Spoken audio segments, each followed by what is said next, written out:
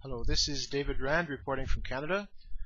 A Canadian Jewish organization has denounced the Muslim Association of Canada, or MAC, for inviting an anti-Semitic speaker to its recent Muslim Student Leadership Conference. The Center for Israel and Jewish Affairs, or CIJA, says that Tarek al-Suwaiden is, quote, a notorious extremist preacher affiliated with the Muslim Brotherhood and the author of the wildly anti-Semitic Jewish Encyclopedia, a book which is littered with anti-Semitic propaganda, including Holocaust denial, end of quote. An archived webpage from a few days previous proves that al-Suwaiden was indeed scheduled to speak at the conference, but was cancelled, apparently in response to the CIJA's exposure of his sordid record. In other words, the CIJA has exposed the MAC's duplicity. Tarek al-Suwaiden was a speaker at a previous MAC event a few months ago. Another speaker at that event was Marwan Muhammad of the CCIF, or Collective Against Islamophobia in France, which dissolved itself in the wake of the killing of Samuel Paty just before the French government prepared to dissolve it.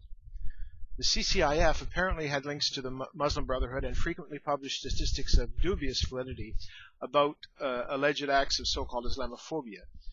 Yet another speaker at that event, Abdullah Hakim Quick, had in the past said that gay men should be put to death, but now claims to have changed his mind. The MAC claimed to have no link with the Muslim Brotherhood. It also claims to conduct due diligence on invited speakers to ensure that they do not espouse hate, racism, and anti-Semitism. It also claims that, quote, MAC's policy requires that all speeches reflect the true message and universal values of Islam and the Muslim community, such as justice, mercy, peace, respect, security, equity, dignity, and equality, end of quote.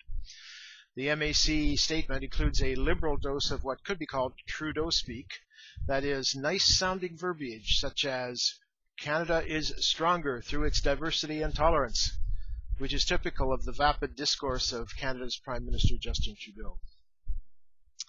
The Muslim Association of Canada has received a $225,000 grant from the province of Ontario to combat so-called Islamophobia in schools. It has also received a $349,000 grant from the Canadian government in order to address so-called systemic barriers to the participation of Muslim girls in sports. In other words, these two levels of government are using taxpayers' money to pay the MAC to promote the Islamic veil in schools and sports.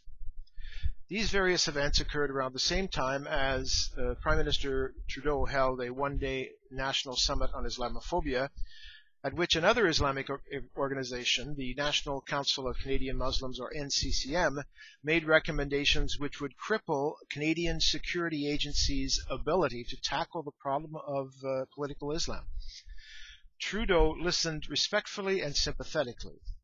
The summit and the NCCM's recommendations were denounced by more than 50 persons from a Muslim background who are very concerned about Trudeau courting the Islamist vote in preparation for a federal election.